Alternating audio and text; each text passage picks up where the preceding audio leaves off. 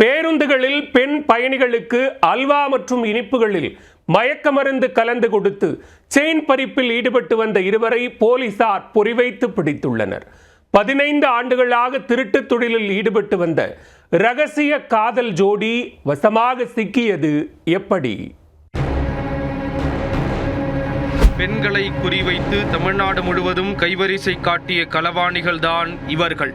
பொதுமக்களிடம் திருடிச் செல்லும் நகைகளை உருக்கி விற்று கல்லா கட்டி வந்தவர்களுக்கு சென்னை போலீசார் முடிவுரை எழுதியுள்ளனர். நடந்தது என்ன?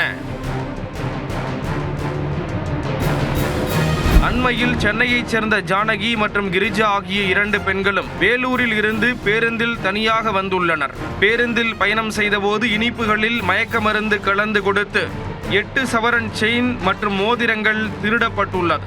இது குறித்து பாதிக்கப்பட்டவர்கள் தாம்பரம் காவல் நிலையத்தில் புகார் அளித்திருந்தனர்.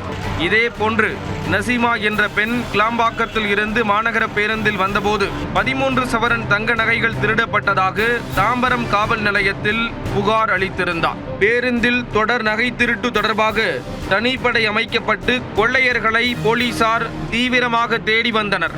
அத்துடன் பேருந்தில் கைவரிசை காட்டும் கும்பல் குறித்த புகைப்படத்தை பாதிக்கப்பட்டவர்களிடம் போலீசார் காட்டினர்.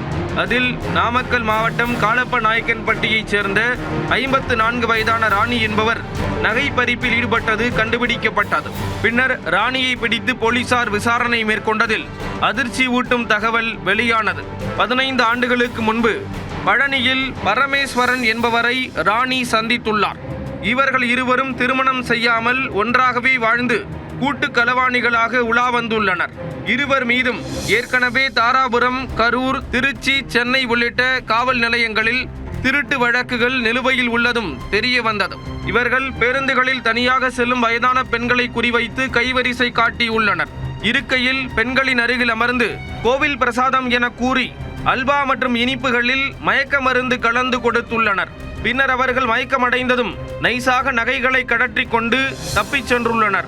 சில பயணிகள் வீட்டில் இருந்து கொண்டு வரும் உணவை பேருந்தில் வைத்து சாப்பிடுவர். அவர்கள் பார்சலை ஓபன் செய்யும் கேப்பில் மயக்க மருந்தை தூவியும் கைவரிசை காட்டி உள்ளனர். குறிப்பாக பேருந்துகளில் விற்கப்படும் வெள்ளரிக்காய், மாங்காயிலும் மயக்க மருந்தை தூவி நகைகளை அபேஸ் செய்ததாக ஒப்புக்கொண்டுள்ளனர். பெண்களுடன் பேருந்தில் அமர்ந்து பயணிக்கும் திருட்டு ராணி நகைகளை திருடுவதற்கு அவருக்கு பின்னால் இருந்து பரமேஸ்வரன் பிளான் போட்டு கொடுத்துள்ளார். பேருந்துகளில் திருடும் நகைகளை உடனடியாக தங்க நாணயங்களாக மாற்றி உள்ளனர். இதையடுத்து புதிய நகைகளை வாங்கி அதையும் விற்று கல்லா கட்டி உள்ளனர். இதே போன்று கடந்த 15 ஆண்டுகளாக திருட்டு தொழிலில் ஈடுபட்ட ரகசிய காதல் ஜோடி ஆடம்பரமாக வாழ்ந்து வந்துள்ளது. இருவரையும் கைது செய்த போலீசார் அவர்களிடம் இருந்து தங்க நாணயம் உட்பட 10 சவரன் நகைகளையும் பறிமுதல் செய்தனர். பின்னர் அவர்கள் மீது வழக்கு பதிவு செய்து நீதிபதி முன் ஆஜர்படுத்தி சிறையில் அடைத்தனர். தமிழ்நாடு முழுவதும் பேருந்துகளில் பயணம் செய்து பெண்களை குறிவைத்து நகைகளை திருடி வந்த கூட்டு களவாணிகளை பிடித்த தனிப்படை போலீசாருக்கு உயர் அதிகாரிகள் பாராட்டு தெரிவித்துள்ளனர்.